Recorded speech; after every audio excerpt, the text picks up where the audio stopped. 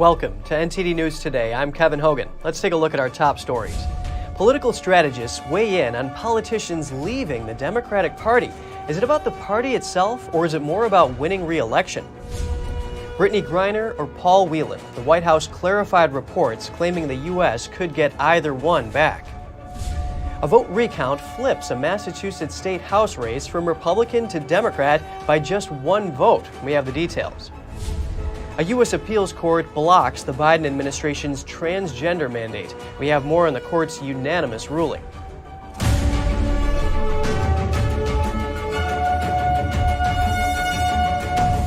Senator Kyrsten Sinema isn't the only politician to leave the Democratic Party recently. NTD's Jessica Beatty has more on what politicians and strategists are saying about the recent Democrat departures.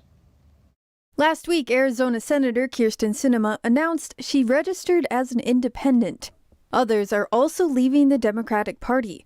Last week, New York City Councilman Ari Kagan said he was switching to Republican because the New York Democratic Party was moving left so fast he couldn't keep up. And earlier this month, West Virginia State Senator Glenn Jeffries also said he was joining the GOP. Strategists are split on why politicians are leaving.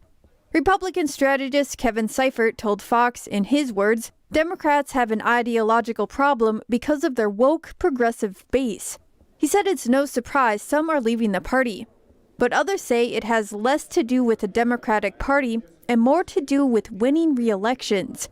Independent Senator Bernie Sanders says he thinks Sinema left for political reasons, like avoiding a Democrat challenger in the 2024 primaries when she's up for re-election. I think the Democrats there are not all that enthusiastic about somebody who helps sabotage some of the most important legislation that protects the interests of working families and voting rights and so forth. So I think it really has to do with her political aspirations for the future in Arizona. Associate Professor Samara Klar at the School of Government and Public Policy at the University of Arizona says Sinema's had trouble with her Arizona approval rating with both Republicans and Democrats. But she notes that about a third of Arizonans identify as independent. Instead, she's choosing to pivot to the middle to instead make a pretty aggressive attempt to sway independent-leaning Democrats, independent-leaning Republicans, as well as many Democrats as she can get. Many don't think Sinema's move will impact the Senate very much. Democrat strategist Jessica Tarlov told Fox, Sinema is keeping her assignments and she votes with Biden over 90% of the time. Jessica Beatty, NTD News. The White House says it never had a choice between freeing Brittany Griner or ex-Marine Paul Whelan. That's after reports came out saying Russia offered to free either one. Here are the details. On Sunday morning, White House spokesman John Kirby told ABC This Week that the Russian government didn't offer a choice between freeing Brittany Griner or former Marine Paul Whelan in exchange for Russian arms dealer Viktor Bout. That's because Russia says the charges against Whelan are more severe. It was clear, Martha, that they were treating Paul very separately, very distinctly because of these sham espionage charges they levied against him. This comes after NBC wrongfully reported that the Biden administration had a choice between freeing Griner or Whelan. After President Biden spoke about the exchange last week, saying they didn't have this choice, NBC updated the piece in question without noting that it was altered, according to archived versions. However, after critics noticed the edit, NBC later added a correction. Meanwhile, Paul Whelan's brother, David Whelan, said in a Friday interview that by the time Paul is to be officially released, their parents would be in their mid-90s. It's a challenge. I think every day that goes past, that concern grows that we are getting closer to the point where Paul won't be able to see our parents. They won't be able to see him again. They haven't seen a picture of him other than media shots since June of 2020. So we don't really know what he looks like now any longer. He added that he trusts the U.S. government, that he's working with them, and that his family is happy Brittany Griner has been released. In the same interview on Sunday, Kirby explained the decision to make the prisoner swap at this time. In a negotiation, you do what you can. You do as much as you can. You push and you push and you push. And we did. And this deal we got last week, that was the deal that was possible. It was the deal we could get now. Now was the moment we could get it, and we executed it. Former President Trump on Sunday said he wouldn't trade Paul Whelan for Viktor Bout, who's called a merchant of death. In Trump's words, I turned down a deal with Russia for a one-on-one swap of the so-called merchant of death for Paul Whelan. I wouldn't have made the deal for 100 people in exchange for someone that has killed untold number of people with his arms deals. I would have gotten Paul out, however. Former Secretary of State Mike Pompeo told Fox News on Sunday that swapping a celebrity for a criminal sends the wrong message to other regimes with bad intentions across the world. There is no doubt that today, not just Vladimir Putin, but all the bad guys, the Iranians, others who hold Americans in detention, see that if you take a celebrity, the chance of getting one of your bad guys back out of American control is greater. Kirby said they're now in a better situation to get Whelan out because they have more information, and that they'll keep working on his release. The notorious Russian arms dealer Viktor Bout, who was freed by the United States in exchange for Brittany Griner, has now joined an ultra-nationalist party loyal to the Kremlin. The Liberal Democratic Party, despite its name, promotes a hardline ideology. It wants Russia to reconquer the countries of the former Soviet Union. In a video posted on Telegram, party leader Leonid Slutsky thanks Bout for joining what he calls the best political party in Russia. Bout was arrested after a global manhunt and spent 14 years in U.S. jail for arms trafficking, money laundering, and conspiring to kill Americans. He returned to Moscow after the swap last Thursday. The party he joins was a serious contender for power in the 1990s. Now it provides token opposition to the ruling United Russia bloc while backing the Kremlin on most issues. A recount of votes in a Massachusetts state House race has placed a Democratic challenger ahead of a Republican incumbent by a single vote. Democrat Kristen Krasner is a first-time candidate. She now leads her Republican opponent Lenny Mira in the race for a newly redrawn district. Prior to the recount, five-term Republican Mira led Krasner by 10 votes. That margin is within the legal threshold that allows for a recount. After Thursday's recount, the results flipped to put Krasner up by exactly one vote. Mira told the Boston Globe that he plans to challenge the results. He said that some ballots were filled out in pencil and others filled out with different colored ink, and that some had stray marks. He also said some ballots had both a name written in and an oval filled out. Krasner told the Boston Globe that she believes the voting process unfolded like it should. The results are yet to be certified by Governor Charlie Baker and a council for review. A federal appeals court has permanently blocked the Biden administration's transgender mandate. It would have forced doctors to perform gender transition procedures and made insurers pay for them, even if they objected on grounds of medical judgment or conscience. The court based its decision on constitutional protections of religious freedom. NTD's Jeremy Sandberg tells us more about the court's ruling. The U.S. Court of Appeals for the Eighth Circuit blocked the controversial transgender mandate in a unanimous ruling. It interpreted the Affordable Care Act in a way that required doctors to perform gender transition procedures on any patient, including children, even if the doctor was convinced the procedure could harm the patient. The mandate also required the majority of private insurance companies and many employers to cover the costs of gender transition therapy or face penalties. The U.S. Department of Health and Human Services' own panel of medical experts acknowledged that gender transition procedures can be harmful and in many cases not medically justified. They determined that Medicare and Medicaid shouldn't be forced to cover such procedures. Research has shown significant risks for children, including loss of bone density, heart disease, and cancer. Religious organizations and states sued to block the mandate. Some felt it would force doctors to violate their Hippocratic oath to do no harm. A federal district court blocked the mandate from taking effect. The Biden administration then appealed the case. The Eighth Circuit Appeals Court concluded in its ruling that the lower court correctly held that intrusion upon the plaintiff's exercise of religion justified a permanent injunction. The Biden administration has 90 days to appeal the decision to the U.S. Supreme Court, or 45 days to ask the Eighth Circuit Court to rehear the case. The White House did not immediately react to the ruling. Jeremy Sandberg, NTD News. The Twitter files reveal that a Stanford University professor was blacklisted for arguing that the COVID-19 lockdowns would harm children. His posts were therefore unable to trend on the platform. In light of this, we hear from a nonprofit suing the Biden administration. They allege a censorship scheme between big tech and the federal government. Joining us now is Jenin Younes, litigation counsel at the New Civil Liberties Alliance, which is representing Dr. J. Bhattacharya in a lawsuit alleging a vast censorship scheme by big tech and the federal government. It's a pleasure speaking with you, Jenin. Thank you so much for having me back. How will the information in the Twitter files that reveals prominent people like Dr. Bhattacharya, who dared to question the government-approved COVID narrative, often found their accounts had been shadow banned, affect your lawsuit against the Biden administration? Well, it depends. Some of what the Twitter files have shown is, as we suspected and actually knew, frankly, from internal documents and their public statements, that federal officials were driving or are driving big tech censorship, that they are threatening the companies, telling them what and whom to censor.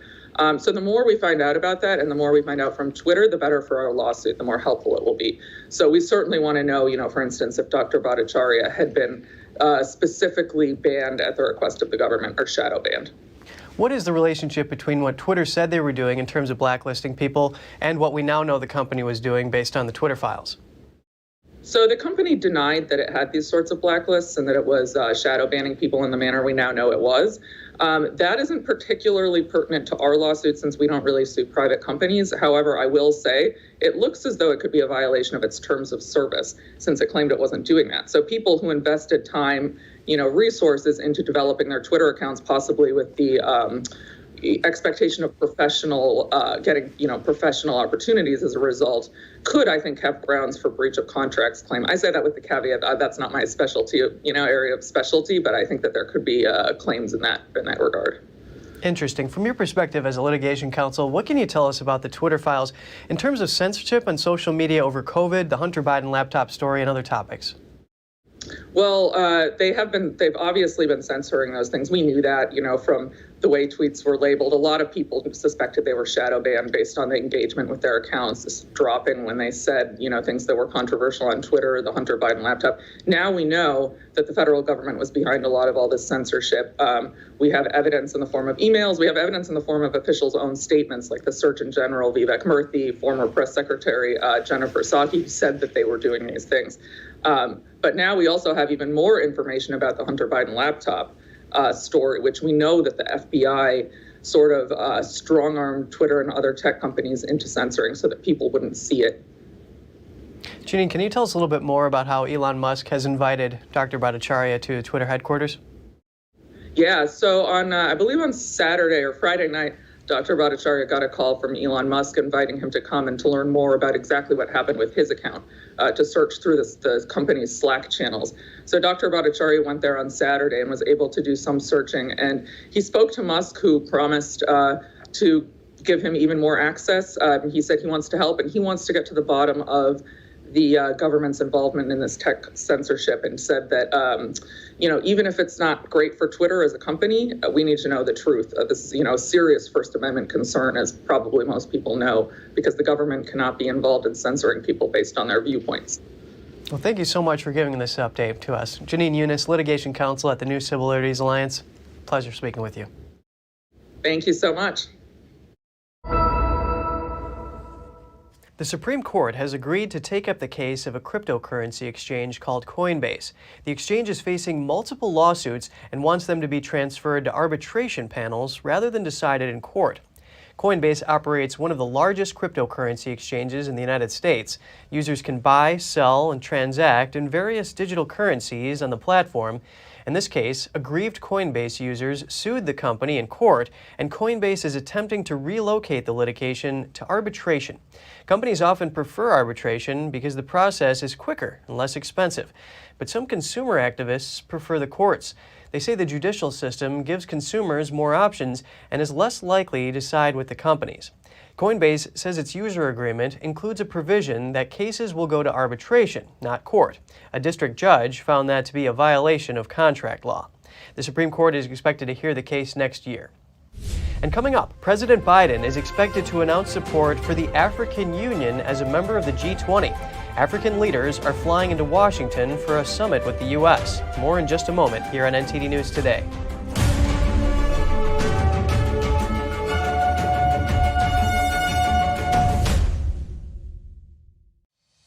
We're entering an unprecedented period of economic turmoil.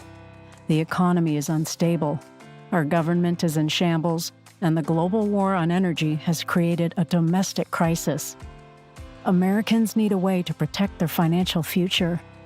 One way to ensure your wealth in retirement is by purchasing physical gold and silver. We can help. You can roll any part of your retirement account into a gold or silver IRA.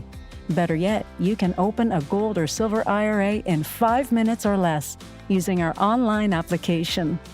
Preserving your family's financial legacy is a choice that's always available to you. And when you're ready, we're here to help.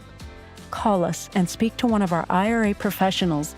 Let's build your financial legacy together. GSI Exchange, wealth for generations to come.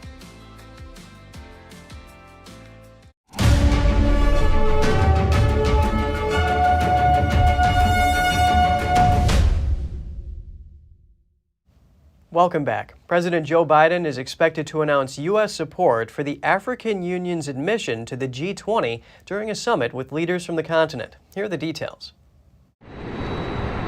African delegations have been touching down at an airbase outside Washington, D.C. ahead of this week's U.S.-Africa Leaders Summit.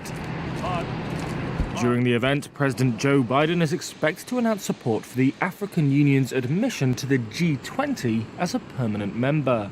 That move comes after requests from Senegal's President Macky Sall, who chairs the 55-member body, as well as South African President Cyril Ramaphosa. The Biden administration has been criticized by some as inattentive to Africa. That's a common complaint about U.S. foreign policy, but one that rings louder as China deepens its political and economic involvement on the continent. African countries have received huge sums from Beijing over the past decade, lending that the U.S. characterizes as predatory. In November, U.S. Secretary of State Antony Blinken said Washington would have to do things differently to help Africa with its infrastructure needs. It was time, he said, to stop treating the continent as a subject of geopolitics, rather than a major player on its own. The United States says it strongly rejects the World Trade Organization's ruling against Trump-era steel and aluminum tariffs. The Biden administration plans to keep the measures in place to preserve national security. The WTO ruled that the steel and aluminum tariffs from 2018 violated the global trading rules. They recommended that the United States bring them into conformity. The panel, they weren't supposed to persuaded that the U.S. could justify the tariffs as part of an emergency in international relations. The cases were brought by China, Norway, Switzerland, and Turkey. A U.S. official strongly rejected the, quote, flawed interpretation and conclusions of the panel and said the U.S. has no plans to remove the tariffs. Former President Trump imposed 25% tariffs on steel imports and 10% on aluminum in 2018, using a 1962 act that allows the president to restrict imports if they pose a threat to national security. The U.S. Steel Manufacturers Association supported the government's refusal to accept the WTO ruling. They said the trade organization is ineffective in dealing with global excess steel capacity and market-distorting behavior. As the world marked International Human Rights Day on Saturday, hundreds rallied in the German city of Nuremberg, calling for an end to ongoing human rights abuses in China. The city is known as the hub of human rights, where the famous Nuremberg trials were held. Here's the story. Past and present converged in the heart of Nuremberg. Here, human rights defenders raised their voices against the decades-long persecution of Falun Gong. The meditation practice, also known as Falun Dafa, has been brutally suppressed by the Chinese communist regime. Countless people have been beaten, imprisoned, and even tortured to death only for their belief. We have the freedom of faith, which is for all people. China has also signed the Charter of Human Rights. Faith offers us so much satisfaction and happiness. I think it's very important for people to be able to exercise this right freely, especially in China. Dressed in blue uniforms, Falun Gong practitioners formed a marching band. Their music conveyed holiday wishes and the principles they hold fast to: truthfulness, compassion, and forbearance. Many of them were direct victims of the CCP's campaign of persecution. One of them recalled how the police forced her to renounce her faith using dehumanizing tactics. For 13 days, I was forced to remain standing and not allowed to sleep. Because of my resistance, they force-fed me. They inserted a tube into my nose. I didn't cooperate. Then they inserted the tube into my lungs. This caused me to cough and spit up blood for over a month. Zhao says she has twice sued Jiang Zemin. The former party leader initiated the nationwide persecution of Falun Gong in 1999. He recently died of leukemia and multiple organ failure. Other faith groups in China are under similar pressure. Helga Maul cited an example pointing to the Tibetan flag on her hat. If you show that, and we show that at our protests and at our vigil, if you show that in Tibet, it's considered a political offense, and you go to work camp or to prison for at least 10 years just for this. Their stories evoke the history of Nuremberg, once a center for Nazi propaganda. However, between 1945 and 1946, Nazi leaders stood trial for their crimes in the courtroom of Nuremberg's Palace of Justice. The Nuremberg trials established international criminal law, making all people, even heads of state, accountable for crimes against humanity. In the city's Human Rights Street, the UN Declaration of Human Rights is inscribed in dozens of languages. This is something we as a nation have worked on, and I think maybe this is an example for other countries too, to follow this way. Nobody is sure not to make any mistakes in history, big mistakes even, and I do not hope that something like that will be repeated now in China or in Russia. And the city's message to those who are still involved in human rights violations. My appeal to the Chinese Communist Party is to please let Falun Gong practitioners have the peace to uphold their faith. The country will also benefit from this.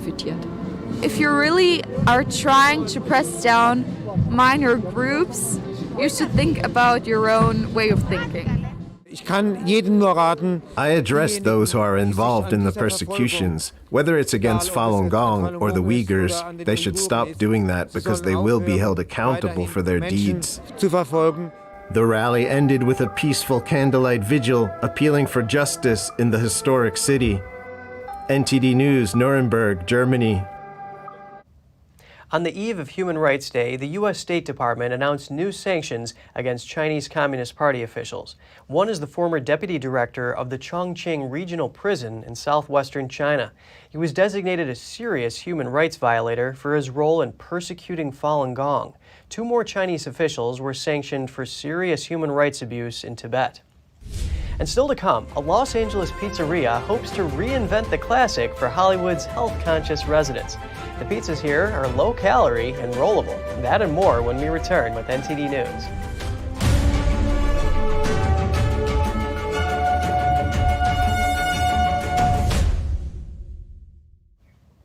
A Los Angeles restaurant is hoping to reinvent pizza. The establishment's new ultra-thin, rollable creations aren't the classic New York slice, but owners say they're the perfect guilt-free option. NTD's Andrew Thomas has the details on this West Coast attempt at pizza. There's a new pizza concept in Hollywood. Ultra-thin crust pizzas served with microgreens on the side.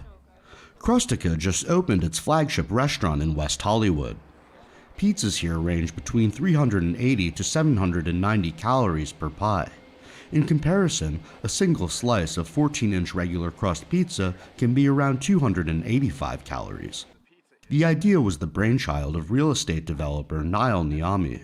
I think that this is much more than a trend. I think this is a new way to eat an old staple, a staple that's been around 100 years, and a way to eat it that is not only fun and exciting, but it also takes away the calories, but leaves all of the flavor. Niami says he plans to expand throughout the U.S. in 2023, and then look to international markets.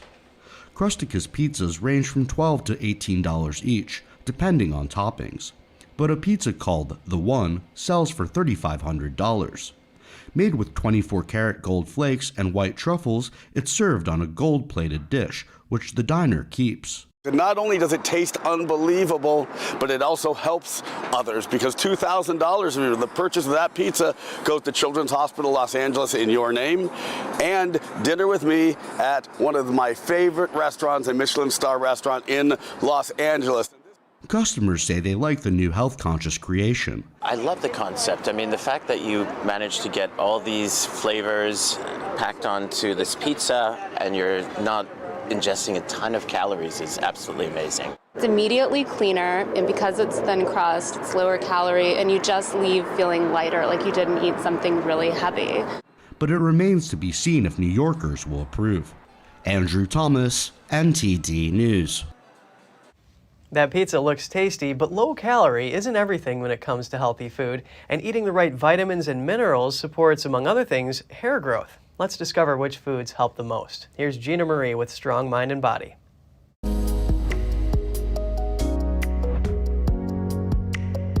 A bald or unhealthy head of hair may seem like your worst nightmare, but you may be able to keep the dream alive with the right nutrients. What you eat affects hair growth in a significant way. Hair is always growing, falling out, and being replaced, well, hopefully. It grows with the support of several nutrients. This includes healthy fats, proteins, vitamins, and minerals. Estimates suggest that people lose 50 to 100 hairs each day on average. Shortly after they fall out, new ones begin to grow in their place. If you want this process to continue, in other words, if you want a full head of healthy hair, these are the foods you need to focus on, starting with eggs. Eggs are a great source of biotin, which is associated with hair growth. It's possible that increasing biotin intake may prevent hair from falling out and improve growth. Brazil nuts. Brazil nuts are an amazing source of selenium, and eating only a few per day may help to boost hair growth. Selenium is involved in the process that makes hair and is thereby an essential component in healthy hair. Just be careful. Don't have more than about 4 Brazil nuts per day. They can put your health in danger. Next on the list is fatty fish. Omega-3 fatty acids also play a role in healthy hair. DHA is a type of omega-3. Researchers indicated that it can bolster hair growth by activating proteins. And finally, animal proteins. Animal proteins are a good source of the amino acid lysine. Lysine may play a role in hair maintenance and growth. There are a number of factors involved in hair loss, health, and appearance, genetics being one of them. But whatever you eat can play a role too. Stick to a whole food diet and avoid processed foods as much as possible. And that's all for today's program. We're really glad to have you with us. Please send us an email if you'd like to tell us something. We're going to put it on screen. For podcasters, that's news.today@ntd.com. I'm Kevin Hogan, NTD News, New York City.